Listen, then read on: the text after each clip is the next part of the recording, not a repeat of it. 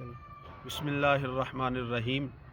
راہ خدا کے اندر اپنا مال خرچ کرنے کے بارے میں اللہ تعالیٰ نے ارشاد فرمایا، الذین ينفقون اموالهم باللیل والنہار سرا وعلانیۃ فلہم اجرہم عند ربہم ولا خوف علیہم ولا هم یحزنون۔ یہ آیہ کریمہ جناب سیدنا ابو بکر صدیق رضی اللہ تعالیٰ عنہ آپ کے حق میں نازل ہوئی۔ آپ کے پاس 40,000 دینار تھے، 10,000 رات کی تاریخی میں راہ خدا میں خرچ کیے، 10,000 دن کے اجالے میں راہ خدا میں خرچ کیے، اور اسی طرح 10,000 چھپا کر پوشیدہ طور پر، اور 10,000 آپ نے اعلانیہ طور پر راہ خدا میں خرچ کیے۔ تو اللہ تعالیٰ نے اس آیہ کریمہ کو نازل فرمایا۔